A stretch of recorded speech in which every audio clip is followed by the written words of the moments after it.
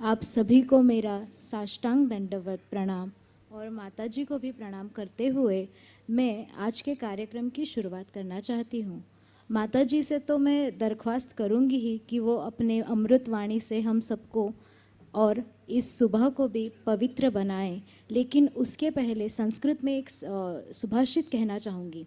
राकारोच्चार मात्रेण मुखान् निर्याति पातकम। राकारोच्चार मात्रेण मुखान् निर्याति पातकम पुनः प्रवेश संदेहे मकारस्तत् कपाटवत। ये राम नाम की महिमा इस संस्कृत श्लोक में बताई गई है। वैसे ही राम गीता का भी अध्ययन हम कई दिनों से कर ही रहे हैं, आगे भी करने वाले हैं। इसलिए अधिक विलंब ना करते हुए मैं इस मंच से अपनी रजा लेती हूँ और माताजी से निवेदन करती हूँ कि वो हमें अनुग्रहित करे। आप भी बैठो। ओम सहना भवतु सहनौ भुनक्तु सह वीर्यं करवावहै तेजस्विनावधीतमस्तु मा विद्विषावहै। ओम शांति शांति शांति। हरि ओम श्री गुरुभ्यो नमः। हरि ओम। सदाशिव समारंभां शंकराचार्य मध्यमाम् अस्मदाचार्य पर्यन्तां वन्दे गुरुपरम्परां। श्रुति स्मृति पुराणानाम् आलयं करुणालयं नमामि भगवत्पादं शंकरं लोकशंकरं। शंकरं शंकराचार्यं केशवं बादरायणं सूत्रभाष्यकृतौ वन्दे भगवन्तौ पुनः पुनः। ईश्वरो गुरुरात्मेति मूर्तिभेदविभागिने व्योमवद्व्याप्तदेहाय दक्षिणामूर्तये नमः। आपदामपहर्तारं दातारं सर्वसम्पदां लोकाभिरामं श्रीरामं भूयो भूयो नमाम्यहम्। आर्तानामार्तिहन्तारं भीतानां भीतिनाशनं द्विषतां कालदण्डन्तं रामचन्द्रं नमाम्यहम्। नमः कोदण्डहस्ताय सन्धिकृतशराय च खण्डिताखिलदैत्याय रामायापन्निवारिणे। લક્ષ્મણજી સીતાજીના વિયોગથી અને સીતાજીને સ્વયં જંગલમાં મૂકી આવવાથી ખૂબ દુઃખી થયા હતા. સેવક અને પ્રસન્નચિત્ત હંમેશા રહેનારા લક્ષ્મણજી સીતાજીના ત્યાગ બાદ વિષાદને પ્રાપ્ત થયા, અર્થાત સંસારીપણાને પ્રાપ્ત થયા. આપણા સૌની અંદર ક્યાંક ને ક્યાંક આવો સંસાર રહેલો છે. સંસાર લક્ષણ શું છે? સંસારનું લક્ષણ છે વિષાદી હોવું. વિષાદનું કારણ શું છે? વિષાદનું કારણ છે આસક્તિ, રાગ, એટેચમેન્ટ. તો જ્યાં જ્યાં રાગ છે, એટેચમેન્ટ છે, તાદાત્મ્ય છે, ત્યાં ત્યાં શોકની ઉત્પત્તિ સ્વાભાવિક છે. કારણ કે શોક છે એ જન્મે છે રાગમાંથી, એટેચમેન્ટમાંથી. અને સંસારીપણું એટલે અટેચમેન્ટ હોવું વિષયોમાં, વ્યક્તિઓમાં, સંજોગોમાં, જગતના કોઈ પણ પદાર્થો સાથે કોઈ પણ પ્રકારનું તાદાત્મ્ય હોવું, આસક્તિ હોવી, એને જ સંસારીપણું કહેવામાં આવે છે. અને એ સંસારીત્વ ક્યારે સમજાય છે? સામાન્ય સંજોગોમાં સમજાતું નથી. પરંતુ જ્યારે વિપરીત સંજોગો આવે, અર્થાત પ્રતિકૂળ સંજોગોની પ્રાપ્તિ થાય, અર્થાત અનિચ્છનીય સંજોગોની પ્રાપ્તિ થાય, પોતાને ઈચ્છા ન હોય એવી પરિસ્થિતિ પ્રાપ્ત થાય, ત્યારે એવા સંજોગોમાં આપણી અંદર રહેલા રાગને પરિણામે વિષાદ જન્મતો હોય છે. એટલે જ્યારે જ્યારે વિષાદ જન્મે ત્યારે આપણે આંતરનિરીક્ષણ કરીને પોતાનું મન કયા વિષયની અંદર ખેંચાયેલું છે, રાગ રહેલો છે, એ શોધી કાઢવું પડે. જો આ પ્રમાણે વિચારણા કરવામાં નહીં આવે તો અનેક કથાઓનું શ્રવણ કરવા છતાં રાગ નિવૃત્તિ સંભવતી નથી. રાગ મનોગત છે, એની નિવૃત્તિ કરવી એ આપણું જ કાર્ય છે, બીજા કોઈ એની શુદ્ધિ કરી શકે નહીં. એ રાગ એ વિચાર દ્વારા ઉત્પન્ન થાય છે. વિષયનો વારંવાર વિચાર કરવાથી વિષયની અંદર આસક્તિ જન્મે છે. ભગવાને કહ્યું ધ્યાયતો વિષયાન પુંસ સંગસ્તેષુ ઉપજાયતે. તો વારંવાર વિષય ચિંતનથી જે તે વિષયનું ચિંતન કરીએ તેની અંદર રાગ જન્મતો હોય છે. માટે રાગથી મુક્ત થવા માટે પણ વિચાર એક જ માત્ર સાધન છે. જેમ કાંટો ઘૂસી ગયો હોય એને કાઢવા માટે મજબૂત સોય જોઈએ, એ સોય પણ એક કાંટા જેવી છે. એવી રીતે વિચારોને પ્રાપ્ત કરીને જ આપણે જગતમાં આસક્ત થયા હોઈએ, તેમાંથી નિવૃત્ત થવા માટે પણ પ્રબળ વિચારો, શાસ્ત્રગત વિચારો, સત્યના વિચારો, આચાર્ય વિચારો, અર્થાત આચાર્ય મુખાત શ્રવણ કરવાથી જે પ્રાપ્ત થયેલા વિચારો છે એવા વિચારો સોય જેવું કાર્ય કરી અને આપણા ચિત્તને શુદ્ધ કરી શકે. પણ એની અંદર વિચારણા તો કરવી જ પડે. અહીંયા લક્ષ્મણજી પણ સંસારીપણાને પ્રાપ્ત થયા, એટલે શોકને પ્રાપ્ત થયા, વિષાદને પ્રાપ્ત થયા. અહીંયા ભગવદ્ ગીતામાં અર્જુન વિષાદ યોગ આખું ચેપ્ટર છે. લક્ષ્મણજી ખાલી ઉદાસીનતાને પ્રાપ્ત થયા, અર્થાત ડિપ્રેસ થઈ ગયા, મન ડિપ્રેશનમાં આવી ગયું, હતાશાને પ્રાપ્ત થયા. અને એવા હતાશ થયેલા મનને પ્રસન્ન કરવા માટે ભગવાન રામચંદ્રજી એમને પુરાતની ઇતિહાસની અનેકવિધ શ્રેય માર્ગે લઈ જનારી, ધર્મ માર્ગે લઈ જનારી કથાઓનું વર્ણન કરતા હતા. અને એમાંની એક કથા મૃગરાજા વિશે આપણે વિચારી ચૂક્યા. ત્યારબાદ એકવાર એવું થાય છે કે ધર્મ વિષયક અનેક વાતો વિચારવા છતાં પણ શોકની નિવૃત્તિ ન થવાને કારણે પોતાના શોકને દૂર કરવા માટે લક્ષ્મણજી એકવાર ભગવાન રામચંદ્રજી પાસે જાય છે.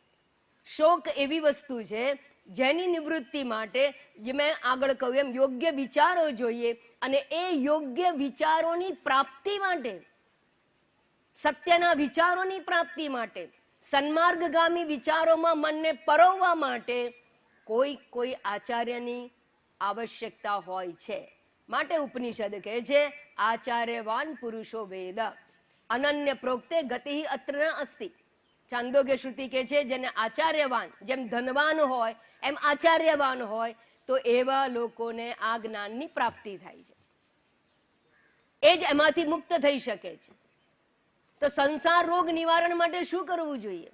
શારીરિક રોગ નિવારણ માટે અનેક ફેકલ્ટીઝ છે, અનેક પ્રકારના રોગો છે, અનેક પ્રકારના ઉપાયો છે. મેડિકલ સાયન્સ પણ છે, આયુર્વેદ પણ છે, હોમિયોપેથ છે, અનેક પ્રકારની રેમેડી છે. પણ ભવરોગ જે છે એના નિવારણ માટે ગુરુ, એટલે ભવરોગના વૈદ્ય જે છે એને ગુરુ કહેવામાં આવે, એની પાસે જવું પડે છે. અને લક્ષ્મણજીએ ગુરુ પાસે ગયા. અને અહીંયા કહેવામાં આવ્યું, ગઈકાલે વિચાર્યું, કદાચિત એકાંત ઉપસ્થિતમ પ્રભુમ, એકાંતમાં બેઠેલા ભગવાન રામચંદ્રજી પાસે. કેવા છે રામચંદ્રજી? સદા રમાલાલિત પાદ પંકજમ, જેના ચરણ કમળની સદા સેવા લક્ષ્મીજી કરે છે. અને આપણે કોની સેવા કરીએ છીએ? લક્ષ્મીજીની. હવે તમે વિચાર કરો બુદ્ધિશાળી કોણ? લક્ષ્મીજી જેની સેવા કરે એને બાજુ પર મૂકીને આપણે લક્ષ્મીજીની સેવા કરીએ. તો અહીંયા રમાલાલિત પાદ પંકજમ પરમાત્માને ભગવાન રામચંદ્રજીની પાસે લક્ષ્મણજી ગયા. સૌમિત્રી આસાદિત શુદ્ધ ભાવના. લક્ષ્મીજી અરે રામચંદ્રજી પાસે લક્ષ્મણજી ગયા. ક્યારે ગયા, ક્યારે જઈ શકે એ પણ સમજી લો. શ્રવણ કરવા કોણ આવી શકે? આસાદિત શુદ્ધ ભાવના, જેના પુણ્યનો ઉદય થયો હોય. પુણ્યનો ઉદય ક્યારે થાય? પુણ્ય હોય તો, પુણ્ય ભેગા કર્યા હોય તો પુણ્યનો ઉદય થાય.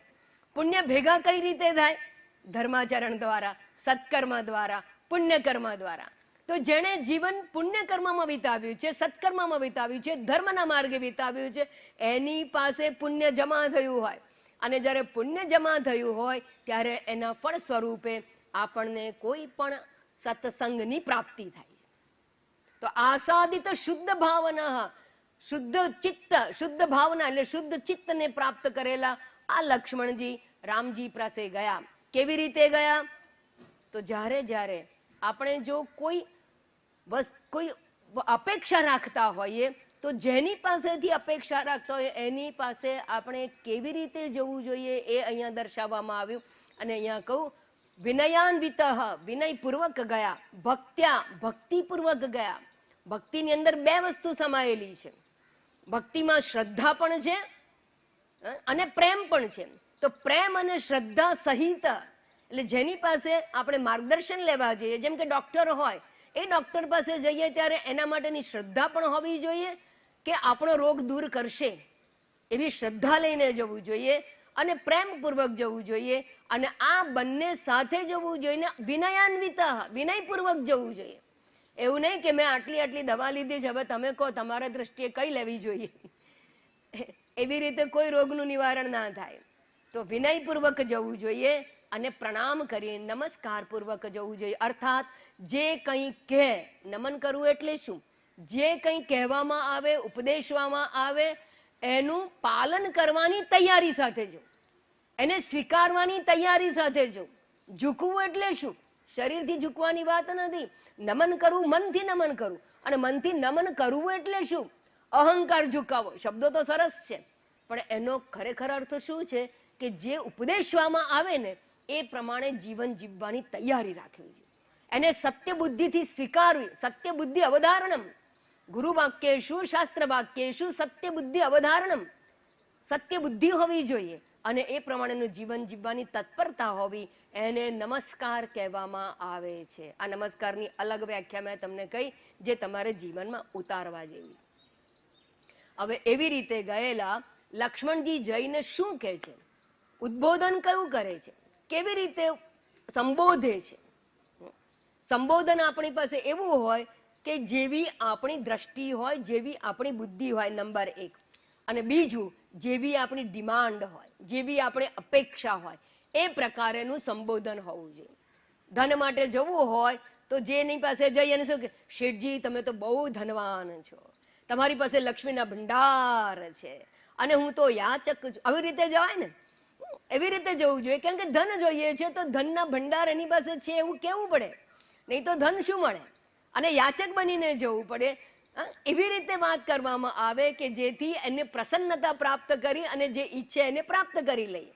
તો એ તો તમને બધાને સારી રીતે આવડે છે, પણ આ લક્ષ્મણજી પોતાની ઉદાસીનતાને દૂર કરવા માટે ભગવાન પાસે કઈ રીતે એપ્રોચ કરે છે, કેવું સંબોધન કરે છે, એ શ્લોક નંબર 4 સમજાવવામાં આવ્યું છે. અને એની સાથે સાથે શિષ્ય લક્ષણ એટલે લક્ષ્મણજી તો શુદ્ધ ચિત્ત છે એ કહી દેવામાં આવ્યું, પણ ગુરુનું લક્ષણ કેવું હોય એ પણ અહીંયા સમજાવી દેવામાં આવ્યું છે. તો શ્લોક નંબર 4 ને આપણે ફરીથી ગાઈશું અને પછી વિચારણા કરીશું. ત્વમ શુદ્ધ બોધોસી સર્વદેહિનાં, ત્વમ શુદ્ધ બોધોસી સર્વદેહિનાં, ત્વમ શુદ્ધ બોધોસી સર્વદેહિનાં, ત્વમ શુદ્ધ બોધોસી સર્વદેહિનાં, આત્માસ્યધીશોસી નિરાકૃતિ સ્વયં, આત્માસ્યધીશોસી નિરાકૃતિ સ્વયં, આત્માસ્યધીશોસી નિરાકૃતિ સ્વયં, આત્માસ્યધીશોસી નિરાકૃતિ સ્વયં, પ્રતીયસે જ્ઞાનદૃશાં મહામતે, પ્રતીયસે જ્ઞાનદૃશાં મહામતે, પ્રતીયસે જ્ઞાનદૃશાં મહામતે, પ્રતીયસે જ્ઞાનદૃશાં મહામતે, પાદાબ્જ ભૃંગાહિત સંગ સંગિનાં, પાદાબ્જ ભૃંગાહિત સંગ સંગિનાં, પાદાબ્જ ભૃંગાહિત સંગ સંગિનાં, પાદાબ્જ ભૃંગાહિત સંગ સંગિનાં. મહામતે, હે મહામતી. લક્ષ્મણજી રામજીને સંબોધે છે. આમ તો મોટા ભાઈ છે, હે ભ્રાતા એમ કહી શક્યા હોત, પણ મહામતે કહ્યું. સંબોધન આખું જુઓ. કેમ? કારણ કે લક્ષ્મણજી અહીંયા ભાઈ રૂપે એપ્રોચ નથી કરતા, શિષ્ય રૂપે જાય છે, પ્રષ્ટા રૂપે જાય છે, સંદેહ નિવારણ માટે યાચના રૂપે યાચક થઈને જાય છે અને માટે કહે છે હે મહામતી. મહામતી એટલે જેની બુદ્ધિ મહાન છે. મહાન બુદ્ધિ એટલે શું? જે મહાન તત્વની અંદર સ્થિત બુદ્ધિ છે એને મહામતી કહેવામાં આવે.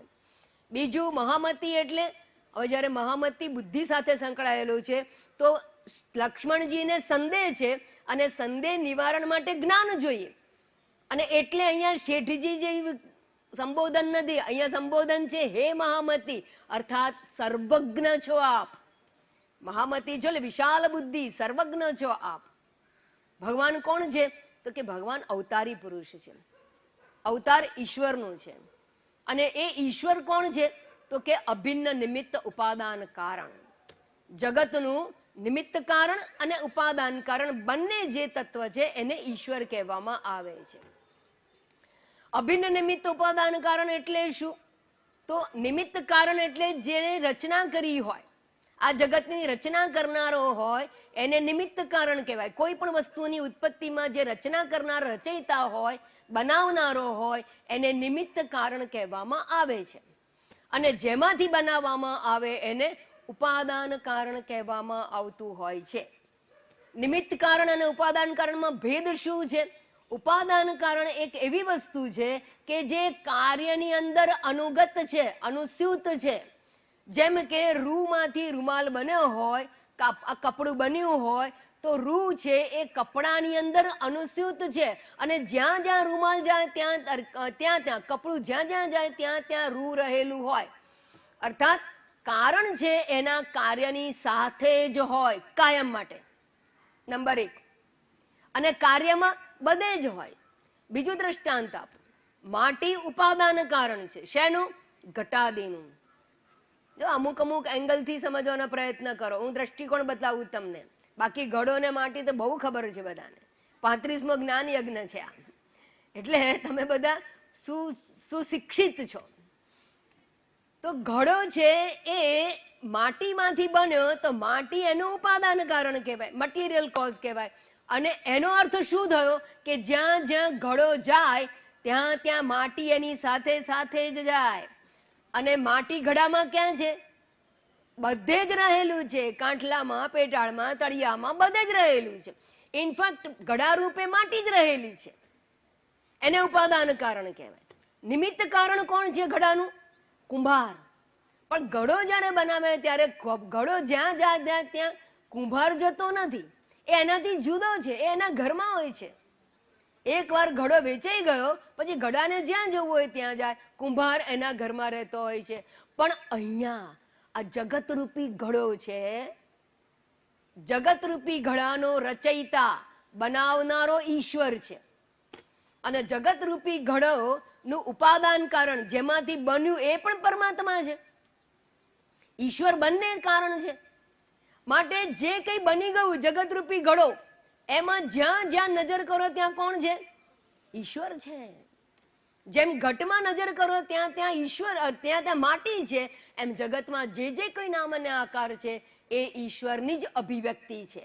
જેમ ઘટ નડિયા કોડિયા માટીની અભિવ્યક્તિ છે એમ સર્વનામ અને આકાર ઈશ્વરની જ અભિવ્યક્તિ છે. અને કુંભાર તો ઘરમાં હોય, ભગવાન ક્યાં? તો કે ભગવાન નિમિત્ત કારણ પણ છે અને ઉપાદાન કારણ પણ છે. એટલે ઉપાદાન અને નિમિત્ત બંને હોવાને કારણે જ્યાં ઉપાદાન છે ત્યાં નિમિત્ત પણ છે. અર્થાત જ્યાં ઘટ છે ત્યાં કુંભાર પણ હોય એવી દશા છે આ. અને એવું દ્રષ્ટાંત શાસ્ત્રમાં આપવામાં આવ્યું છે કે ઉપાદાન કારણ નિમિત્ત કારણ બંને એક જ હોઈ શકે એવું કરોડિયાનું દ્રષ્ટાંત આપવામાં આવ્યું છે. યથા ઉર્ણનાભિ, ઉર્ણનાભિ એટલે કરોડિયો. યથોર્ણનાભિ સૃજતે ગૃહ્ણતે ચ યથા પૃથિવ્યામ ઓષધય સંભવંતી. અર્થાત જેવી રીતે કરોડિયો પોતાની અંદરથી લાળ કાઢે અને પોતે જ જાળું બનાવે અને રહેવાનું પણ પોતે જ જાય. આર્કિટેક્ટ પોતે, બિલ્ડર પોતે, રહેવાનું પોતે, ફ્લેટ પણ ઓનરશિપનો પોતાનો જ હોય. બસ એવી રીતે ભગવાન પોતે આ જગત બનાવે છે, જગતના સર્વનામ અને આકારમાં રહેલા છે અને પોતે જગત રૂપે પણ રહેલા છે. માટે આપણે કહીએ છીએ જન સેવા એ પ્રભુ સેવા છે. અભિન્ન નિમિત્ત ઉપાદાન કારણ. હવે મુદ્દો એ છે, મહામતી શબ્દ સમજાવવો છે મારે. ઘડો બનાવનાર હોય એને ઘડા બનાવવાનું જ્ઞાન હોવું જોઈએ, નહીં તો બનાવી ના શકે. પીઝા બનાવનારને પીઝા બનાવવાનું જ્ઞાન હોવું જોઈએ, બરાબર. પાસ્તા બનાવનારને પાસ્તા બનાવવાનું જ્ઞાન હોવું જોઈએ. દાબેલી બનાવનારને મોઢામાં પાણી આવી ગયું ને, બસ તમારામાં જાગૃતિ આવી જાય મહત્વનું. તો જે કંઈ વસ્તુ બનાવવામાં આવે એનું બનાવનારને એનું જ્ઞાન હોવું જોઈએ. તો શાસ્ત્રનો એક સિદ્ધાંત છે, સામાન્ય સિદ્ધાંત છે, ઘટસ્ય કર્તા ઘટજ્ઞઃ. ઘડાનો બનાવનારો ઘડાનો જાણનાર હોય, એવી રીતે સર્વસ્ય કર્તા જગત કર્તા, જગતનો બનાવનારો, સર્વનો બનાવનારો એ સર્વજ્ઞ કહેવાય છે. એમ આ પરમાત્મા જગતનું નિમિત્ત કારણ પણ હોવાથી, સર્વનો બનાવનારો હોવાથી એ સર્વજ્ઞ છે. આપણે કેવા છીએ? અલ્પજ્ઞ. કેટલું અલ્પજ્ઞ? કાલે શું કહ્યું તો એ આજે ભૂલી જઈએ, એટલું આપણું જ્ઞાન હોય. અને પરમાત્મા કેવા છે? સર્વજ્ઞ છે. એટલે અહીંયા કહું, હે મહામતે, શું સંબોધન, અર્થાત રામચંદ્રજીને ઈશ્વર રૂપે સંબોધે છે, પરમાત્મા રૂપે સંબોધે છે. અને એ રીતે સંબોધવું એ શિષ્યનું લક્ષણ છે. શિષ્યત્વ એટલે શું? જેની પાસેથી જ્ઞાન પ્રાપ્ત કરવું હોય એની અંદર દેવ રૂપે દ્રષ્ટિ કરવી જોઈએ. યસ્ય દેવે પરાભક્તિ યથા દેવે તથા ગુરવ. પરમાત્મા જેવી, ઈશ્વર જેવી દ્રષ્ટિ એની માટે હોવી જોઈએ. પછી કહે છે, હે મહામતે, ત્વમ શુદ્ધ બોધ અસી. તમે સર્વજ્ઞ છો એવું નહીં, તમે શુદ્ધ જ્ઞાન સ્વરૂપ છો. શુદ્ધ બોધ, બોધ એટલે જ્ઞાન. તમે શુદ્ધ જ્ઞાન સ્વરૂપ છો. શુદ્ધ જ્ઞાન સ્વરૂપ છે એટલે શું? કઈ અશુદ્ધ જ્ઞાન પણ હોય છે? એ સમજવાનો પ્રયત્ન કરીએ. આ સંબોધન છે ને એ તત્વનું દર્શન કરાવે છે. રામચંદ્રજીને બ્રહ્મ સ્વરૂપે બ્રહ્મ દ્રષ્ટિથી તત્વ રૂપે જુએ છે લક્ષ્મણજી. તો તમે શુદ્ધ જ્ઞાન સ્વરૂપ છો એટલે શું? હવે એક વસ્તુ સમજવાનો પ્રયત્ન કરીએ. આ રૂમાલ છે, એમાં પ્રકાશ ક્યાં છે? રૂમાલની અંદર છે, રૂમાલની આજુબાજુ બધે જ ઓતપ્રોત દરેક જગ્યાએ અહીંયા પ્રકાશ તો રહેલો જ છે, બરાબર. પણ રૂમાલગત પ્રકાશ છે એ કેવો પ્રકાશ છે? મર્યાદિત પ્રકાશ છે. રૂમાલ છે ત્યાં પ્રકાશ છે, એટલે રૂમાલગત પ્રકાશ મર્યાદિત પ્રકાશ છે. ઘટાકાશ કેવું છે? મર્યાદિત કે અમર્યાદિત? મર્યાદિત. ઘટાકાશ શબ્દ વાપર્યો એટલે ઘડાના આકારને ધ્યાનમાં લઈને બોલાવવામાં આવે છે. તો ઘટાકાશ મર્યાદિત છે, એમ રૂમાલગત પ્રકાશ મર્યાદિત છે, ચશ્માગત પ્રકાશ મર્યાદિત છે. જે મર્યાદિત હોય એને અશુદ્ધ કહેવામાં આવે છે. અશુદ્ધિ એટલે મર્યાદા. પણ ખરેખર વિચારવા જઈએ તો શું આ પ્રકાશ મર્યાદિત છે? જો મર્યાદિત હોય તો ચશ્માને ના પ્રકાશી શકે. પ્રકાશ માત્ર અહીંયા જ હોય તો ચશ્માનું દર્શન આપણે ના કરી શકીએ. પણ અહીંયા પણ છે, અહીંયા પણ છે, અને વચ્ચે પણ છે. પ્રકાશ એ આ વસ્તુની મર્યાદાથી મર્યાદિત થતો નથી. બસ એવી રીતે પરમાત્મા ચૈતન્ય સ્વરૂપ છે. એ ચેતનતા આપણા શરીરની અંદર પણ છે, મારા શરીરમાં છે, તમારા શરીરમાં પણ. તમારા શરીરમાં ચેતન ક્યાં છે? પહેલા મને એ કહો કે ચેતન છે કે નહીં? જો ચેતન હોય તો તમે હા કે ના તો જવાબ આપો ને. છે કે નહીં પહેલા એ તો કહો. જે બધા બોલ્યા, પ્રૂવ કરી દીધું કે હું ચેતન છું. ચેતનતા બધે જ રહેલી છે. એનો અર્થ એ થયો કે આપણા શરીર પૂરતી ચેતન મર્યાદિત નથી. મારા શરીરમાં છે, તમારા શરીરમાં છે, આપણા બધાના શરીરની વચ્ચે જે કઈ જગ્યા છે ત્યાં પણ ચૈતન્ય છે. જેમ અહીંયા પ્રકાશ છે, અહીંયા પ્રકાશ છે, બંને વચ્ચે પણ પ્રકાશ છે. તફાવત એટલો જ છે કે બંને વચ્ચે કોઈ પદાર્થ નથી, માટે અભિવ્યક્તિનું માધ્યમ ન હોવાથી પ્રકાશ છે એવું સમજાવી શકાતું નથી, કે સમજી શકાતું નથી સ્થૂળ બુદ્ધિને. સ્થૂળ બુદ્ધિ શું છે? સ્થૂળ બુદ્ધિ એટલે રૂમાલ દેખાય છે માટે પ્રકાશ છે, ચશ્મા દેખાય છે માટે પ્રકાશ છે. આ સ્થૂળ બુદ્ધિ. પ્રકાશ પદાર્થને જોઈને પ્રકાશને નું અસ્તિત્વ સ્વીકારે એ સ્થૂળ બુદ્ધિ છે, કારણ કે સ્થૂળ પદાર્થને જોઈને સૂક્ષ્મ પ્રકાશના અસ્તિત્વને સ્વીકારે છે. પણ અહીંયા ખરેખર પ્રકાશ બધે જ છે, એવી રીતે ચૈતન્ય અહીંયા અને ત્યાં બધે જ છે, પણ વચ્ચે શું છે? માધ્યમ નથી અભિવ્યક્તિનું, માટે છે ખરો પણ જણાતો નથી. એવો જે પરમાત્મા છે એ પરમાત્મા ચૈતન્ય સ્વરૂપ. બોધ એટલે ચૈતન્ય સ્વરૂપ, ચૈતન્ય એટલે જ્ઞાન સ્વરૂપ. જ્ઞાન સ્વરૂપ ચૈતન્ય સ્વરૂપ પરમાત્મા છે એ કેવા છે? તો કે શુદ્ધ છે. શુદ્ધ કેમ છે? કારણ કે જેમ આ રૂમાલ ગંદો થાય તો રૂમાલમાં રહેલો પ્રકાશ પણ ગંદો થાય કે ના થાય? થાય ને?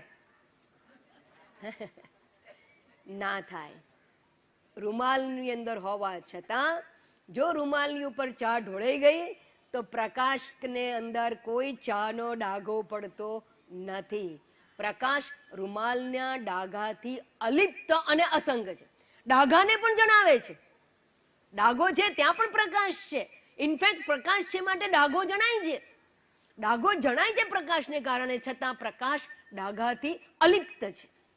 એવી રીતે શરીરગત દોષ, મનગત દોષો એ બધાને પ્રકાશનાર જણાવનાર. મનોવૃત્તિને કોણ જણાવે છે? એ ચૈતન્ય પરમાત્મા, જેના લીધે તમને તમારા વિચારો જણાય છે. વિચારો કેવા હોય? પાપી પણ હોઈ શકે, પુણ્યશાળી હોઈ શકે, સદવિચાર હોઈ શકે, કુવિચાર હોઈ શકે. તમામ પ્રકારના વિચારોને પ્રકાશનાર, જણાવનાર જે ચેતન તત્વ છે એને બોધ કહેવામાં આવે. અને જેમ પ્રકાશ અને આ ડાઘાને કોઈ નિસ્બત નથી હોતું, એમ આપણી પાપ વિચાર કે પુણ્યશાળી વિચારને ચૈતન્ય સાથે કોઈ સંબંધ નથી. એ તો નિત્ય શુદ્ધ સ્વરૂપ છે. લક્ષ્મણજી રામચંદ્રજીને કહે છે, ત્વમ શુદ્ધ બોધ અસી, તમે શુદ્ધ ચૈતન્ય સ્વરૂપ છો, ચૈતન્ય વિગ્રહ છો. રામ અવતાર એટલે ભગવાનને એ માત્ર શરીર રૂપે નથી જોતા, એ ચૈતન્ય રૂપે જુએ છે. કારણ કે આ શરીર તો એક અવતાર લીધો છે કોઈ વિશેષ પ્રયોજનાર્થે. પહેલા નહોતા રામ રૂપે, અને રામ રૂપે આવ્યા તો એક સમયે આવ્યા રામ રૂપે અંતર્ધ્યાન પણ થઈ જવાના, પણ વાસ્તવમાં ચૈતન્ય સ્વરૂપ છે અને નિત્ય પરમાત્મા છે એવું અહીંયા લક્ષ્મણજી સંબોધે છે. ત્વમ શુદ્ધ બોધ અસી, હે રામચંદ્રજી આપ શુદ્ધ બોધ સ્વરૂપ છો, રામ રૂપે અભિવ્યક્ત થયા છો. જેમ આ રૂમાલ રૂપે પ્રકાશ અભિવ્યક્ત થાય છે, રૂમાલમાં છે માટે આપણને જણાય છે, માટે આપણે રૂમાલને જ પ્રકાશ કરીને બેસી જઈએ તો, ધારો કે કોઈ માણસ રૂમાલ જ પ્રકાશ છે એવું સમજી લે તો અનેક પ્રકારની ભ્રાંતિઓની અંદર, અનેક પ્રકારના અજ્ઞાનના અંધારાની અંદર એ અટવાયા કરે. બસ એવી રીતે ઈશ્વરને કોઈ વિગ્રહની અંદર સમાવિષ્ટ કરીને મર્યાદિત સમજાવવામાં આવે તો આપણે પણ જન્મો જન્માંતર ભટકતા રહીએ છીએ, કારણ કે આપણે એને તત્વથી જાણતા નથી. બે રીતે પ્રકાશ પદાર્થની હાજરીને કારણે પણ જણાય છે, પણ પદાર્થ વગર પણ પ્રકાશ તો છે. રૂમાલ અહીંયાથી જતો રહે છતાં પ્રકાશ તો છે. પણ મોટા ભાગના આપણે સ્થૂળ બુદ્ધિના હોવાથી પદાર્થની અંદર જ પરમાત્મા જોઈએ છે, વિગ્રહમાં જ પરમાત્મા જોઈએ છે, અને પરમાત્માને મર્યાદિત કરી નાખે. બોલીએ છે ખરા મારા ભગવાન બધે જ છે, પણ છતાં દ્રષ્ટિ આપણી માત્ર સાકારમાં રહેલી છે. અને એ સાકારની દ્રષ્ટિ નિરાકાર પરમાત્માને નહીં ઓળખે ત્યાં સુધી સાકાર શરીરની પ્રાપ્તિ કરતો જ રહેવાનો છે. સર્વદેહી નામ આત્મા અસી, પરમાત્મા સર્વદેહીના આત્મા છે એટલે શું? હવે આગળ કહીએ. તમ શુદ્ધ બોધ અસી, તમે શુદ્ધ ચૈતન્ય સ્વરૂપ છો, જ્ઞાન સ્વરૂપ છો, કારણ કે સર્વથી અસંગ છો. સર્વમાં હોવા છતાં સર્વથી અસંગ છે. જેવી રીતે આકાશ સર્વવ્યાપક હોવા છતાં આકાશને કોઈ પણ પ્રકારનું પોલ્યુશન હોતું નથી.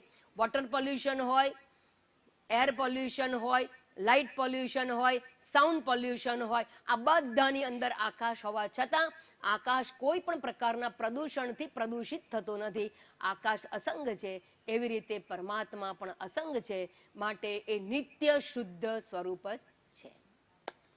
બીજી વાત આગળ કહે છે, ત્વમ સર્વદેહી નામ આત્મા અસી. જો ઈશ્વરને ઓળખાવે છે, પરમાત્મા કેવા છે, આ ગુરુનું લક્ષણ છે.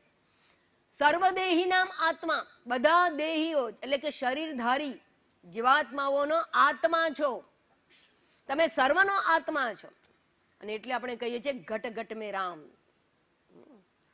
સર્વ ઘટની અંદર રહેલો આ પરમાત્મા છે. એટલે કઈ રીતે સમજવું? એટલે એવી રીતે સમજવાનું કે ઘડાનો આત્મા કોણ છે? માટી. ઘડાનો આત્મા માટી, કારણ કે ઘડામાં શું છે? માટી. દાગીનાનો આત્મા સોનું. આવડી ગયું. દાગીનાનો આત્મા સોનું, ઘડાનો આત્મા માટી, ફર્નિચરનો આત્મા લાકડું, ઓજારોનો આત્મા લોખંડ. અને એવી રીતે સર્વ પ્રાણીઓનો આત્મા પરમાત્મા. ત્યાં અટકી નહીં જવાનું. તમે કેમ એવું કહ્યું? કારણ કે આપણે કેમ એવું કહ્યું કે દાગીનાનો આત્મા સોનું છે? કારણ કે દાગીના સોનામાંથી ઉત્પન્ન થાય, જેમાંથી ઉત્પન્ન થાય એ રૂપે જ રહેલું હોય. માટીમાંથી ઘડો બન્યો હોય તો માટી જ ઘડા રૂપે અભિવ્યક્ત થાય. સોનામાંથી દાગીના બન્યા હોય તો સોનું દાગીના રૂપે રહેલું હોય. એમ જગત પરમાત્મામાંથી ઉત્પન્ન થયું છે. સર્વ પ્રાણીઓ ક્યાંથી આવ્યા? પરમાત્મામાંથી. કોણે કહ્યું? ઉપનિષદે કહ્યું. શું કહ્યું? યતો વા ઇમાની ભૂતાની જાયન્તે. આ જગતની ઉત્પત્તિની વાત કોણ કરી શકે? જગતની ઉત્પત્તિ પૂર્વે આપણે તો હતા નહીં. એટલે આપણે જે કઈ સાધનો છે જ્ઞાન પ્રાપ્તિના, એ જગતને ઓળખાવા માટે વામણા છે, જગતની ઉત્પત્તિને સમજાવવા માટે વામણા છે. કારણ કે જગતની ઉત્પત્તિ પછી આપણે તો જગતના એક ભાગ રૂપે છીએ. We are creature in this creation. પણ પરમાત્મા તો જગતને ઉત્પન્ન કરનાર છે. યતો વા ઇમાની ભૂતાની જાયન્તે યેન જાતાની જીવંતી યત પ્રયંતભી સંવિશંતિ તદ વિજિજ્ઞાસસ્વ તદ બ્રહ્મેતિ. જેમાંથી જગત ઉત્પન્ન થયું, જેમાં સ્થિતિ પામે છે, જેમાં લય પામે છે, એ આ પરમાત્મા છે. અને માટે અહીંયા કહેવામાં આવ્યું સર્વ દેહીઓના આપ આત્મા છો, અર્થાત સર્વ રૂપે આપ જ રહેલા છો. એવું કયા બાદ આગળ કહે છે એટલું જ નહીં, ઉત્પન્ન કર્યું માત્ર નહીં, હજી આગળ બધીને કહે છે તમ અધીશ અસી. જગતના અધિષ્ઠાતા છો. અધીશ એટલે નિયંતા. જગત નિયંતા છો, જગતનું નિયમન કરનારા છો. માત્ર ઉત્પન્ન કર્યું છે એવું નહીં, નિયમન કરનારા છો. કેવી રીતે નિયમન કર્યું?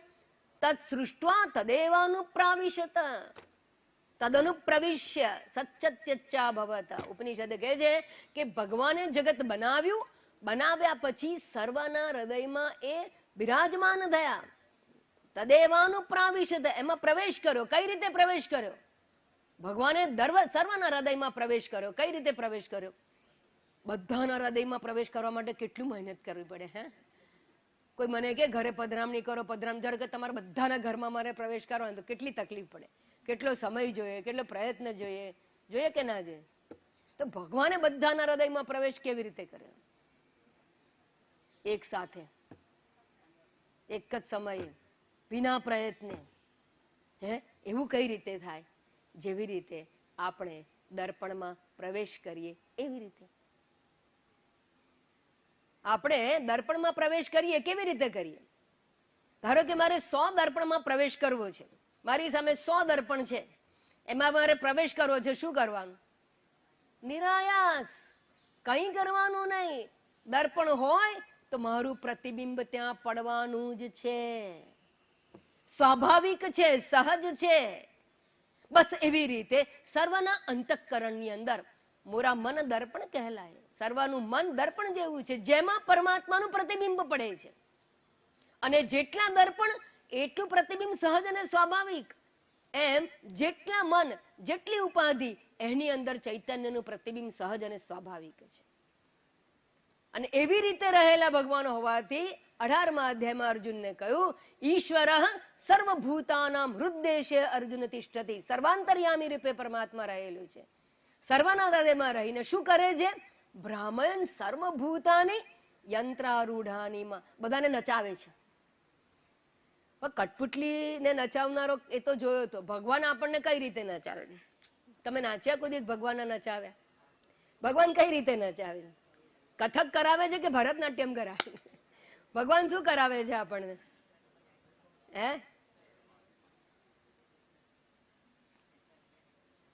ભગવાન આપણને ક્યારેક હસાવે, ક્યારેક રડાવે, ક્યારેક ઉત્સાહ જન્માવે, ક્યારેક પ્રેરણા પ્રદાન કરે, ક્યારેક આપણને દુખી કરી નાખે, ક્યારેક આપણને મૂડલેસ કરી નાખે.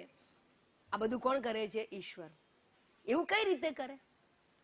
ભગવાન આપણને દુખી કરે એને ભગવાન કહેવાય? આપણને દુખી કરે તેને ભગવાન કહેવાય? અને એવું શા માટે કરે છે? ભાઈ ભગવાન એવું નથી કરતા, આપણી ડિમાન્ડ એવી છે. આપણે જેવું ઈચ્છીએ એવું ભગવાન કરે છે. આપણે શું ઈચ્છ્યું? આપણે કર્મ કર્યું. કર્મ કરીને જેમ દરજી શું કરે? જેવું તમે માપ આપો એવું સીવીને આપે. એમાં દરજીનો શું વાંક? ધારો કે કપડું પહોળું થઈ ગયું તો દરજીનો વાંક, અને કપડું ટૂંકું પડી ગયું, પહેરાયની ફિટ થઈ ગયું અને ગભરામણ થાય એવા કપડાં થઈ ગયા તો એમાં દરજીનો વાંક કહેવાય કે આપણો વાંક? આપણો વાંક. એમ ભગવાન દરજી જેવા છે.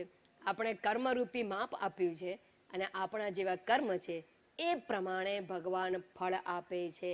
પરમાત્મા કર્મફળ દાતા છે અને કર્મફળ દાતા રૂપે જગતનું નિયંત્રણ કરે છે. ઈશ્વર કર્મફળ દાતા છે. નિયંત્રણ કઈ રીતે કરે છે? તારે જે કરવું એ કર, પણ જે કરીશ એ પ્રમાણે ફળ મળશે. જેમ દરજી કે તમે જે કપડું આપવું એ આપો, તમે આપશો એ પ્રમાણે હું તો વેતરીને સીવી આપીશ. એનું કામ બીજું કઈ નથી, એને પક્ષપાત નથી. આપણે કર્મરૂપી માપ આપીએ છીએ.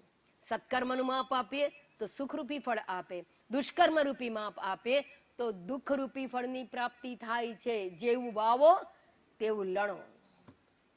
અને ખાડો ખોદીએ તો કોણ પડે? પોતે જ પડીએ. જે ખોદે તે જ પડે. એમ આ ઈશ્વરનો નિયમ છે. લીંબુના બી વાવો તો ખાટા લીંબુ જ ખાવા પડે, દ્રાક્ષના બી વાવો તો મીઠી દ્રાક્ષ મળે. જેવું બીજ હોય એવું ફળ મળવાનું. ભગવાન બીજું કંઈ કહેતા નથી, એ કઈ પક્ષપાત નથી કરતા. પણ આપણે એવા મૂર્ખા છીએ કે લીંબુના બી વાવે કે લીમડાના બી વાવીએ છીએ કે મરચાના બી વાવીએ છીએ. આપણને દ્રાક્ષના બી વાવતા આવડતા નથી અને કોઈ કહે તો એમાં વિશ્વાસ નથી. જ્યારે તકલીફ થાય ત્યારે મન ચંચળ બને, ત્યારે સમજ આવે, ત્યારે ખ્યાલ આવે કે મેં શું કર્યું કે આ બધું થયું. ત્યારે આપણે મન થોડીક અક્કલ એટલે સજાગતા આવતી હોય છે. તો અહીંયા ભગવાન અધિશઃ અસી અર્થાત સર્વના નિયંતા છે, કર્મફળ દાતા છે. જેવી રીતે કેવી રીતે નિયંત્રણ કરે છે? બીજું દ્રષ્ટાંત આપું. મેં દરજીનું દ્રષ્ટાંત આપ્યું, બીજું દ્રષ્ટાંત આપું કે સર્વ આ જે ગેઝેટ છે અત્યારે, લાઇટ છે, કોના લીધે ચાલે છે? ઇલેક્ટ્રિસિટીથી. માઇક ચાલે છે કોના લીધે? ઇલેક્ટ્રિસિટીથી. ટ્રેનો ચાલે છે જેમાં તમે બેસીને આવ્યા હોય, શેનાથી ચાલે છે? ઇલેક્ટ્રિસિટીથી ચાલે છે. તમારા ઘરમાં એસી ચાલે, શેનાથી ચાલે? ઇલેક્ટ્રિસિટી. પંખા ચાલે છે, ઇલેક્ટ્રિસિટી. ઇલેક્ટ્રિસિટી શું કરે છે? સર્વમાં રહી સર્વનું નિયંત્રણ કરે. કઈ રીતે? જો ઇલેક્ટ્રિસિટી ના હોય તો કંઈ પણ ના ચાલે. બરાબર? ઇલેક્ટ્રિસિટીનો વોલ્ટેજ ડીમ થઈ જાય, ડાઉન થઈ જાય તો એ પ્રમાણે આ બધા ગેઝેટ છે એ ઊંચા નીચા થતા હોય છે. જેટલા વોલ્ટેજ જોઈતા હોય એ પ્રમાણેના વોલ્ટેજ ના મળે તો બંધ પણ થઈ જાય. કેટલીક વસ્તુ ચાલે, કેટલીક વસ્તુ બંધ થઈ જાય. તો નિયંત્રણ કોણ કરે છે? ઇલેક્ટ્રિસિટી. કેવી રીતે કરે છે? પંખામાં રહીને પંખાને હલાવે છે? ના, નૈવ કુર્વન્ન કારયન. ખાલી હાજરી માત્રથી મયા અધ્યક્ષને પ્રકૃતિ સૂયતે સચરાચર. માત્ર અધિષ્ઠાતા રૂપે રહીને, અધ્યક્ષ રૂપે રહી અને સંચાલન કરે છે. આ એક ત્રીજો અભિગમ મેં તમને સમજાવ્યો. બધા અભિગમ યોગ્ય છે, આપણી સમજને આધારે અર્થઘટન કરાતા હોય છે આચાર્યો દ્વારા. એટલે જ આચાર્યોની આવશ્યકતા છે. અહીંયા કહ્યું ભગવાન અધિશઃ અસી. તો જો મહામતે, હે મહામતે, તમ શુદ્ધ બોધ અસી, શુદ્ધ જ્ઞાન સ્વરૂપ છો. સર્વદેહી નામ આત્મા અસી, સર્વના આત્મા છો અર્થાત સર્વનું સર્વરૂપે રહેલા છો. અને સર્વ અધીશઃ અસી એટલે જગત નિયંતા પણ આપ છો. પોતે કેવા છે? કયા આકારે રહેલા છે? સર્વનું નિયંત્રણ કરનારા પરમાત્મા કેવા છે? તો કે છે નિરાકૃતિ સ્વયં. પરમાત્મા સ્વયં નિરાકાર છે. લક્ષ્મણજી સંબોધે છે ભગવાનને અને કહે છે કે ભલે રામ રૂપે આપ દેખાવ છો, જણાવું છો, હું વાર્તાલાપ કરું છું, પણ હકીકતમાં તત્વથી આપ નિરાકાર છો. કારણ કે સર્વની અંદર જે હોય એ નિરાકાર હોય, સર્વરૂપે જે રહેલું હોય એ નિરાકાર જ હોય. નિરાકાર ના હોય એ સર્વરૂપે ના રહી શકે, સર્વવ્યાપક ના હોઈ શકે. જે સર્વવ્યાપક હોય, સર્વરૂપે હોય એ નિરાકાર જ હોય. એટલે અહીંયા કહે છે તમે સ્વયં નિરાકાર છો. માટે ગીતામાં ભગવાને કહ્યું કે જન્મ કર્મ ચમે દિવ્યમ એવમ યો વેત્તિ તત્વતઃ ત્યક્ત્વા દેહમ પુનર્જન્મ નૈતિ મામેતિ સોર્જુન. હે અર્જુન, જે મને તત્વથી જાણે છે, આનું તત્વ તાત્વિક સ્વરૂપ છે. ભગવાન પોતે કહે છે મારો જન્મ અને મારું અંતર ધ્યાન થયું, જન્મ કર્મ અને મારા જે કર્મ છે એ દિવ્ય છે. દિવ્ય છે એટલે સપ્રયોજન છે, લીલા રૂપ છે. એવું જે તત્વથી જાણે છે એટલે વાસ્તવમાં એ અકર્તા છે એવું જાણે છે, વાસ્તવમાં એ અજન્મા છે એવું જાણે છે, વાસ્તવમાં જે નિરાકાર છે એવું જાણે છે, એ જ ખરેખર પરમાત્માને જાણે છે. અને એવું મને જાણનારો ત્યક્ત્વા દેહમ, શરીર છોડ્યા બાદ પુનર્જન્મને પ્રાપ્ત કરતો નથી. અહીંયા પણ લક્ષ્મણજી કહે છે હે ભગવાન, આપ તો નિરાકાર છો. કોને ખબર પડે કે ભગવાન નિરાકાર છે, સર્વના હૃદયમાં રહેલા, સર્વરૂપે રહેલા છે, શુદ્ધ જ્ઞાન સ્વરૂપ છે? કોને ખબર પડે? તો કે છે જ્ઞાન દૃશામ પ્રતીયસે. આગળ કે છે, આગળ સરસ વાત કરે. કોને જણાય? વિમૂઢા. હા, આ શ્લોક તો ગખેલો છે. વિમૂઢા નાનુ પશ્યંતી પશ્યંતી જ્ઞાન. જ્ઞાન ચક્ષુ હોય તો જણાય. આપણને તો ભગવાન આપ્યા નથી, આપણને શું ખબર પડે? જેને હશે એને જણાતા હશે. બરાબર? આપણે શું લેવા જવું પડે હવે? જ્ઞાન ચક્ષુ. આ જ્ઞાન ચક્ષુ એટલે શું? પ્રતીયશે, અહીંયા કહું જ્ઞાન દૃશ્યામ એટલે જ્ઞાનની દ્રષ્ટિ. દ્રષ્ટિ એટલે જ આંખ, નયન, ચક્ષુ, દ્રષ્ટિ. જ્ઞાન દ્રષ્ટિ જેની પાસે હોય એને જણાય.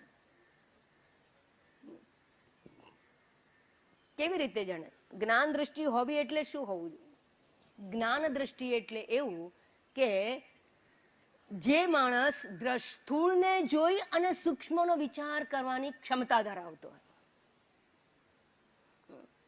ટ્યુબલાઇટને જોઈ ઇલેક્ટ્રિસિટીને સમજવાનો પ્રયત્ન કરી શકે એવા, પંખાને ચાલતા જોઈ ઇલેક્ટ્રિસિટીની નું લક્ષણ શું છે એ સમજવાની ક્ષમતા હોય એ, જે જળ તત્વને જોઈ એને ચેતન તત્વને ઓળખવાની ક્ષમતા રાખતો હોય તે, શરીરને જોઈ અને શરીરની અંદર રહેલા પરમાત્માનું દર્શન કરી શકતો હોય એને જ્ઞાન દૃશ્યામ કહેવામાં આવે છે.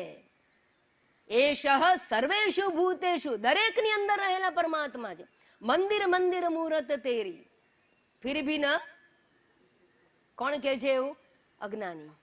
જ્ઞાન દ્રષ્ટિ વગરના કે છે ફિર ભી ન દેખી સુરત. પણ જેની પાસે જ્ઞાન દ્રષ્ટિ છે એ જડ શરીરને જોઈને અંદર રહેલા ચેતનને પારખી શકે છે કે શરીર તો જડ છે, આ હાથ પગ વગેરે ખરેખર ચેતન નથી. આ હાથમાં ઊંચા થવાની ક્ષમતા જેના કારણે છે એ ચૈતન્ય તત્વ પરમાત્મા છે. જેના લીધે આ નયન દ્વારા દર્શન થઈ શકે છે એ તત્વ પરમાત્મા તત્વ છે.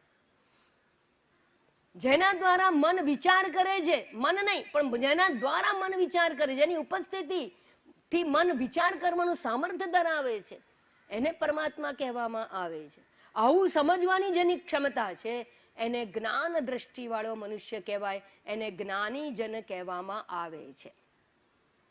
યન મનસા ન મનુતે યેન આહુર મનોમતમ, જે મન દ્વારા વિચારી શકાય તેવું નથી, પણ મન જેના લીધે વિચાર કરી શકે છે એ તદેવ બ્રહ્મ ત્વમ વિદ્ધિ, એ જ બ્રહ્મ કે પરમાત્મા છે એવું તું જાણ. કેનોપનિષદમાં બહુ સુંદર વાત કરવામાં આવી છે. યત ચક્ષુષા ન પશ્યંતી યેન ચક્ષુંજ પશ્યતિ, જે આંખ દ્વારા દેખાતો નથી પણ જેના લીધે આંખ જોઈ શકે છે એ ચૈતન્ય પરમાત્મા છે. જેને કાન સાંભળતો નથી પણ જેના લીધે કાન સાંભળવાનું સામર્થ્ય રાખે છે એ ચૈતન્ય તત્વ પરમાત્મા છે. તો જડની પાછળ જે ચૈતન્ય તત્વ છે એ ચૈતન્ય તત્વ પરમાત્મા છે, એ સૂક્ષ્મ છે. તો જેની પાસે સૂક્ષ્મ બુદ્ધિ છે એ આને જોઈ શકે છે. એશ સર્વેષુ ભૂતેષુ ગુણોત્મા ન પ્રકાશતે દ્રશ્યતે તુ અગ્રયા બુદ્ધ્યા સૂક્ષ્મયા સૂક્ષ્મદર્શી. સૂક્ષ્મદર્શી એટલે શું? સૂક્ષ્મને જોનારી દ્રષ્ટિ, સૂક્ષ્મના અસ્તિત્વને સ્વીકારનારી દ્રષ્ટિ. અને એવી દ્રષ્ટિ ક્યારે પ્રાપ્ત થાય? એ દ્રષ્ટિ શાસ્ત્રના શ્રવણથી પ્રાપ્ત થાય. શાસ્ત્ર શ્રવણ હોય તો સમજી શકાય. જેમ કે આ પંખા ચાલે છે એવું તો નાના બાળકને ખબર છે, પંખો ફરે છે, ટ્રેન દોડે છે, પણ જેના લીધે દોડે છે એવું જાણવા માટે જ્ઞાન દ્રષ્ટિ જોઈએ. એ વિજ્ઞાન ભણવું પડે. વિજ્ઞાન ભણીએ, વીજળી શું છે સમજીએ તો વીજળી શક્તિને જ્ઞાન પ્રાપ્ત થાય તો સમજાય કે વીજળીને કારણે ટ્રેન દોડે છે, વીજળીને કારણે પંખા ચાલે. બસ એવી રીતે આ ચૈતન્ય તત્વને સમજાવનારું જે શાસ્ત્ર છે એ શાસ્ત્રનું શ્રવણ કરીએ ત્યારે જેમ પંખો જોઈને વીજળી યાદ આવે એમ જળ તત્વને જોઈ અને ચૈતન્ય તત્વ આપણી નજર સમક્ષ પ્રગટ થાય. તો એવું જ્ઞાન દ્રશ્યામ પ્રતીયશે. સારું, આ જ્ઞાની કોણ અને કેવા હોય અને જ્ઞાની ક્યારે થવાય? તો કે છે પાદાબ્જ ભૃંગાહિત સંગ સંગીનામ. પાદાબ્જ, પાદ એટલે પગ, અબ્જ એટલે ચરણ, અરે કમળ. પાદાબ્જ એટલે ચરણ કમળ. પરમાત્માનું ચરણ કમળ જે છે, ચરણ કમળ કયા? કમળ એટલે પુષ્પની વ્યાખ્યા આપવામાં આવી. ભગવાનના એક એક અંગને કમળ સાથે સરખાવે છે. નયન કમળ ને, નયન કમળ કહેવામાં આવે, ચરણ કમળ કહેવામાં આવે. એવું કેમ કહેવામાં આવતું હશે? કમળ છે ને, યાદ રાખજો ખાસ, કારણ કે વારંવાર શાસ્ત્રમાં કમળ શબ્દ વપરાય છે અને આપણને એમ થાય કે ભગવાનને કમળ પ્રિય છે તો કમળની માળા લઈને ચડાવો. એવું નહીં. કમળ અસંગતાનું પ્રતીક છે. કાદવમાં ઉગે છે છતાં કાદવથી અલિપ્ત છે, અસંગ છે. એમ સંસારમાં રહ્યા છતાં સંસારથી અલિપ્ત છે, જગતમાં હોવા છતાં જગતથી અલિપ્ત અને અસંગ છે. એવા પરમાત્માને ચરણ કમળ કહેવામાં આવે, ચરણારવિંદ કહેવામાં આવે. એની સ્થિતિ ક્યાં છે? અરવિંદ જેવી છે, એટલે કમળ જેવી છે, અસંગ રૂપે રહેલા છે પરમાત્મા. તો આપણે કમળ શોધવા નથી જવાનું, અસંગ થવાનું છે, સંગને છોડવાનો છે, સંગમાંથી મુક્ત થવાની પ્રેરણા પ્રાપ્ત કરવાની છે. હવે કમળની માળા લઈને ફરો ત્યારે યાદ કરજો મને કે આપણે અસંગતાને પ્રાપ્ત કરવાની. તો પાદાબ્જ એટલે ચરણ કમળ, અને ચરણ કમળ સાથે કોણ જોડાયું છે? કમળ સાથે કોણ જોડાયું? કમળની ઉપર કોણ બેસે છે? ભમરા. ભમરા મધુનું પાન કરવા માટે, મધનું પાન કરવા માટે ભમરા એની અંદર બેસે છે.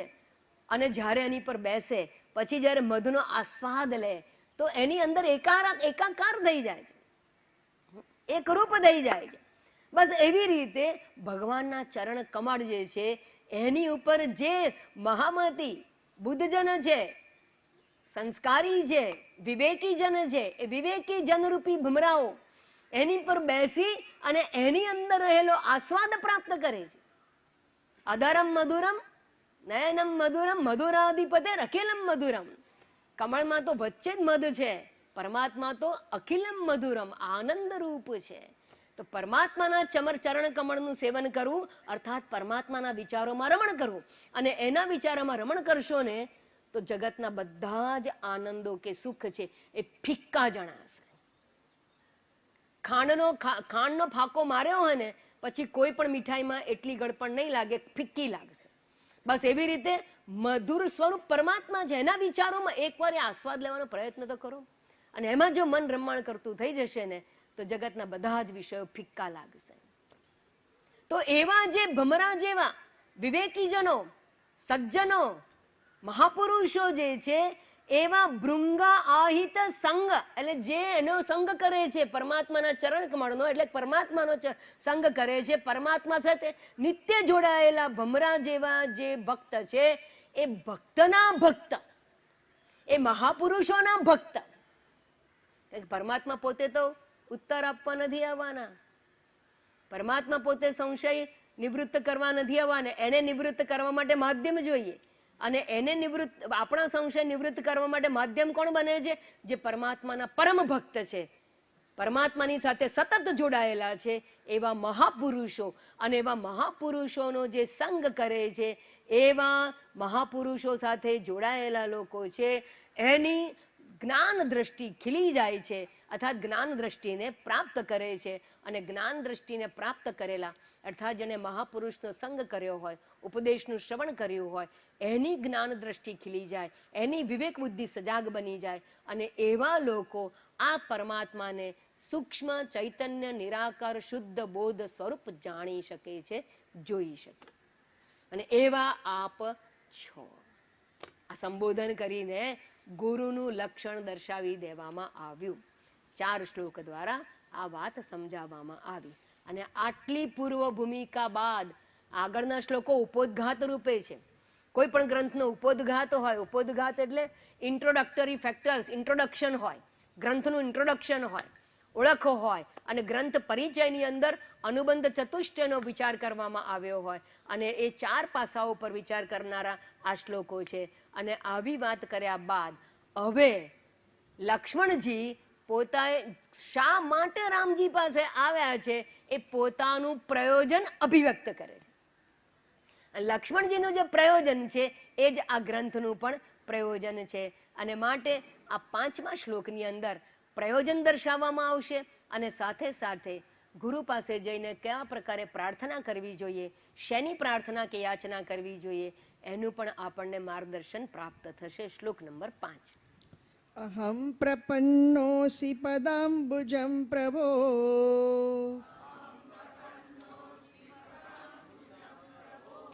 અહમ પ્રપન્નોસ્મિ પદાંબુજં પ્રભો અહમ પ્રપન્નોસ્મિ પદાંબુજં પ્રભો ભવાપવર્ગં તવ યોગી ભાવિતં ભવાપવર્ગં તવ યોગી ભાવિતં ભવાપવર્ગં તવ યોગી ભાવિતં ભવાપવર્ગં તવ યોગી ભાવિતં યથાંજસા જ્ઞાનમપારવારિધિં યથાંજસા જ્ઞાનમપારવારિધિં યથાંજસા જ્ઞાનમપારવારિધિં યથાંજસા જ્ઞાનમપારવારિધિં સુખં તરિષ્યામિ તથાનુષાધિ માં સુખં તરિષ્યામિ તથાનુષાધિ માં સુખં તરિષ્યામિ તથાનુષાધિ માં અહમ પ્રપન્ન અસ્મિ. સૌથી પહેલા કે છે હું શરણે આવ્યો છું. પહેલામાં પહેલી શરણાગતિ જાહેર કરી દીધી. શરણે આવ્યો છું અર્થાત જ્યારે કોઈ માણસ શરણે જાય ત્યારે હેન્ડ્સ અપ કરે. હેન્ડ્સ અપ કરે એટલે શું? બધા પોતાના હથિયાર મૂકી દીધા હોય. પોતાના હથિયાર મૂક્યા એટલે શું? કે હવે હું મારી બુદ્ધિ પ્રમાણે નહીં, તમારી બુદ્ધિ પ્રમાણે ચાલવા માટે તૈયાર છું. એવી જાહેરાત છે શરણાગતિની અંદર. શરણાગતિની અંદર વિવેક રહેલો છે, વિનય રહેલો છે, શ્રદ્ધા રહેલું છે. કોનામાં આપણે શરણે જઈએ? જે શરણું લેવા યોગ્ય હોય એની પાસે જઈએ. એટલે મારી દ્રષ્ટિએ આપ શરણને યોગ્ય છો, અને આપ શરણાગત વત્સલ છો કે મારો સ્વીકાર કરશો, એવી ભાવનાથી અહીંયા કહેવામાં આવ્યું અહમ પ્રપન્નોસ્મિ, હું શરણે આવું છું. હવે એક વસ્તુ ખાસ સમજો કે શરણાગતિ સ્વીકારીને લક્ષ્મણ પોતાના અધિકારને જાહેર કરે છે, પોતાનું અધિકારીત્વ પ્રદર્શિત કરે. ગુરુ પાસે જઈએ તો આપણે અધિકારી છીએ કે નહીં એ તો સામા વ્યક્તિને ક્યારે સમજાય? એનું અધિકારીત્વ દર્શાવવા માટેની આ એક પદ્ધતિ છે. સામાન્ય રીતે સર્વ મનુષ્ય સંસારી હોય છે, પણ સામાન્ય સંજોગોની અંદર આપણી અંદર રહેલું સંસારીપણું અર્થાત ભવરોગ, સંસારીપણું એટલે ભવરોગ હોવા, પણ એની જાણ હોતી નથી, એ પ્રગટ થતું નથી. એ સંજોગો અનુસાર પ્રગટ થાય છે. જેમ કે નરસિંહ મહેતામાં હતું, ભાભીના મેણાથી પ્રગટ થયું. અખાજીમાં હતું, બહેને છેતરપિંડી કરીને સોનાની ચેન કસોટીએ ચડાવી, એટલે એને એમ થયું કે મારામાં અવિશ્વાસ, વિશ્વાસઘાતથી એનામાં રહેલા સંસારીપણાનું પ્રગટ્ય થયું, અને અખાજીનું જીવનમાં પરિવર્તન આવી ગયું. એવી રીતે મહાભારતના યુદ્ધની અંદર, યુદ્ધ પૂર્વે અર્જુન તો વટ થઈ ગયો હતો યુદ્ધ કરવા માટે, અને ભગવાનને કહ્યું કે 2 રથ સેનાની વચ્ચે મારો રથ મૂકો, હું જોઈ લઉં મારી સાથે કોણ લડવા આવ્યું છે. હા, એક રૂવાબ સાથે ગયો હતો, ગાંડી ઉપર અને મદાર હતો, શ્રેષ્ઠ ધનુર્ધારી રૂપે ગયો હતો, યોદ્ધા રૂપે ગયો. થયું શું? ભીષ્મ અને દ્રોણને જોતાની સાથે એની અંદર પડેલો સંસાર અભિવ્યક્ત થયો.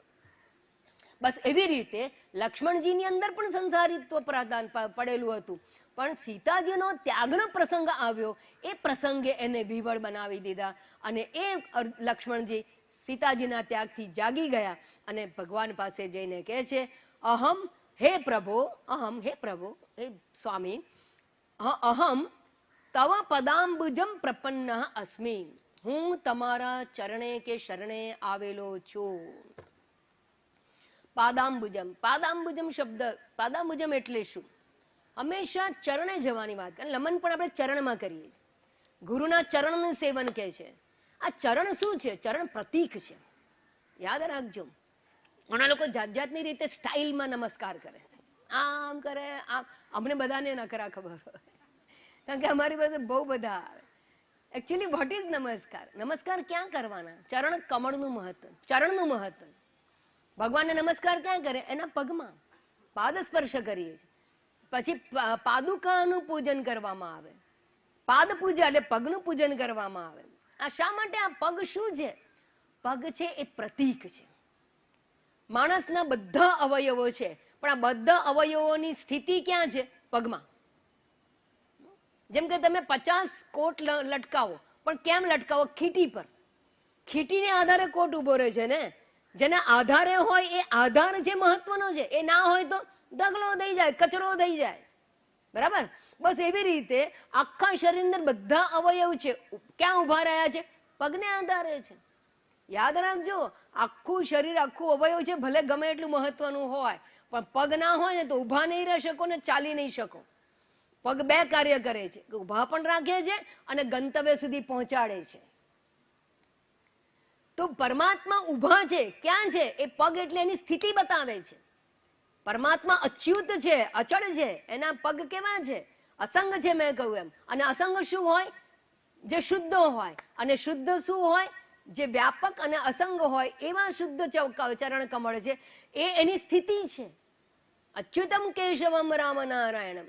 અચળ છે. અચળ કોણ હોય? એક જગ્યાએ હોય, કદાપી અચળ ના હોય. એક વાવાઝોડું આવે ને ખસી જાય બધું.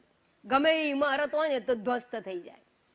અચળ માત્ર એક જ વસ્તુ. ગમે એટલી વાવાઝોડા, ગમે તોફાનો આવ્યા, ગમે ત્યાં આવ્યા, આગ લાગી, કંઈ પણ થયું, અનેક કુદરતી સંઘર્ષ ઉત્પન્ન થયા, પ્રકોપ ઉત્પન્ન થયા, એક વસ્તુ એવી ને એવી રહે છે જગતમાં. બોલો કઈ વસ્તુ? એ જરાય પોતાની જગ્યાથી હલતી નથી. કઈ વસ્તુ? મિનારો? હા, આકાશ. કેમ? કારણ કે વ્યાપક છે. વ્યાપક હોય એ જ અચ્યુત હોય. એને કોઈ હલાવી ના શકે. કે હલીને જાય ક્યાં? જ્યાં ન હોય ત્યાં જાય. જે બધે જ હોય એને હલવાનું ક્યાં રહ્યું? મારો હાથ અહીંથી આમ જાય છે, કેમ? કારણ કે અહીંયા જગ્યા છે ખસવા માટેની. પણ જગ્યા ખસવાની હોય જ નહીં તો ફિટ થઈ જાય એક જગ્યાએ. એમ પરમાત્મા સર્વવ્યાપક છે, માટે અચ્યુત છે. અને એવા અચ્યુત પરમાત્મા અચલ. અચલ એટલે અપરિવર્તનશીલ પરમાત્મા. અપરિવર્તનશીલ એટલે અવિકારી પરમાત્મા, ચેન્જલેસ એન્ટિટી જેને કહેવામાં આવે તે. કાળથી પરિવર્તિત ના થાય, કાળમાં જેનો કોઈ ફેરફાર ન પામે એવા અપરિવર્તનશીલ, અવિકારી. અને જે અવિકારી હોય એ અવિનાશી હોય, અને જે અવિનાશી હોય એ અજન્મા હોય. એવા અજન્મા, અવિકારી, અપરિવર્તનશીલ, અવિનાશી પરમાત્માને અહીંયા એના પ્રતીક રૂપે ચરણ કહેવામાં આવેલું છે. તો ચરણ, આ બધા જે મેં સંબોધનો કયા એ બધા વિશેષણો આના પરમાત્માના ચરણ કમળની અંદર સમાવિષ્ટ છે. એક શબ્દની અંદર સમાવિષ્ટ છે. પ્રતીક છે આ બધા. અને બીજું, ચરણ શું કહું? મેં કહું એમ કે તમને લઈ જાય, તમારા ગંતવ્ય સુધી લઈ જાય. બરાબર? તો આ જે પરમાત્માના ચરણ કમળ છે, જો એનું સેવન કરવામાં આવે તો પદ્યતે અનેન, પદ્યતે સાધ્યમ અનેન ઇતિ પાદઃ. સંસ્કૃતમાં પદ્યતે અનેન એટલે જેના દ્વારા પહોંચાય છે. તો ભગવાનના ચરણ કમળને પકડી રાખો તો એના દ્વારા પહોંચાય. ક્યાં પહોંચાય? જે આપણું સાધ્ય છે, જે ગંતવ્ય છે. અને ગંતવ્ય કોણ છે? પરમાત્મા. બ્રહ્મ તત્વ એ જ આપણું ગંતવ્ય છે. કારણ કે બ્રહ્મ પ્રાપ્તિથી જ મોક્ષ કયો છે. બ્રહ્મવિદ આપનોતિ પરમ. અને માટે પરમાત્માના ચરણ કમળ આપણને સાધ્યની પ્રાપ્તિ કરાવે છે, મોક્ષની પ્રાપ્તિ. સાધ્ય મોક્ષ છે, મુક્તિની પ્રાપ્તિ કરાવનાર છે. અને એનું શ્રેષ્ઠ સાધન છે ચરણ કમળ. કેવી રીતે કરાવે છે? તો પગ જે છે એ કોઈક જગ્યાએ સ્થિર છે, તો આ પગને પકડી રાખનારા મહાપુરુષો, એનું મન પણ ચરણ કમળમાં સ્થિત છે. કેવી રીતે ચરણ કમળમાં સ્થિત રહે છે? શાસ્ત્ર વાક્યના શ્રવણ દ્વારા, ગુરુ વાક્યના શ્રવણ દ્વારા. તો શાસ્ત્ર વાક્ય અને ગુરુ વાક્ય અનિવાર્ય છે ચરણ કમળને પકડી રાખવા માટે. અને જો એ પકડી રાખ્યું હોય તો આપણે ગંતવ્ય સુધી પહોંચી શકીએ છીએ. અને માટે આપણે કઈ ભગવત પાદ, શંકરાચાર્યજીને શું કહેવાય છે? ભગવત પાદ. ભગવાન અને પાદ એટલે એ ભગવત પાદ કોણ છે? મહાપુરુષ કે જે આપણને લક્ષ્ય સુધી પહોંચાડી શકે છે. તો અહીંયા પણ કહ્યું પદાંબુજમ પ્રભો અહમ પ્રપન્નોસ્મિ, હું આપના ચરણ કમળને શરણે આવેલો છું. ચરણ કમળ કેવા છે? ભવ અપવર્ગમ. ભવ અપવર્ગમ એટલે મુક્તિ કે મોક્ષ, સંસારથી મુક્તિ પ્રદાન કરનાર છે, મોક્ષ પ્રદાન કરનાર. અપવર્ગ શબ્દનો અર્થ છે મોક્ષ. તો સંસારથી મુક્ત કરાવનારા તમારા ચરણ કમળ છે, એને શરણે હું આવ્યો છું. પણ તમારે ભવચરણથી ભવસાગરને પાર કરવો હોય, ભવબંધનથી મુક્ત થવું હોય તો આજે આ પ્રવચનની અંદર પણ આપે પહેલા મુક્તિનો સ્વાદ ચાખવો પડે. એટલે આવતીકાલે આપણે ભવબંધનથી મુક્તિનો પાઠ વિચારીશું. ઓમ પૂર્ણમદ પૂર્ણમિદં પૂર્ણાત પૂર્ણમુદચ્યતે પૂર્ણસ્ય પૂર્ણમાદાય પૂર્ણમેવાવશિષ્યતે. ઓમ શાંતિ શાંતિ શાંતિ. હરિ ઓમ. શ્રી ગુરુભ્યો નમઃ. હરિ ઓમ.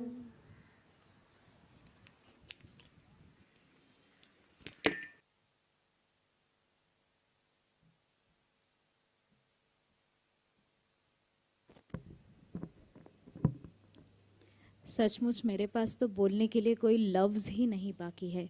माता जी ने जिस सहजता से, जिस सरलता से कर्मफल, आसक्ति, दुख, इन विषयों के बारे में जो कुछ भी कहा, सचमुच मुझ अल्पमति को जितना समझ में आया उतना मैंने ग्रहण कर लिया. और सचमुच मैं धन्य हो गई कि आज मुझे यहाँ आने का अवसर मिला और माता जी की अमृतवाणी का लाभ उठाने का मौका भी मिला.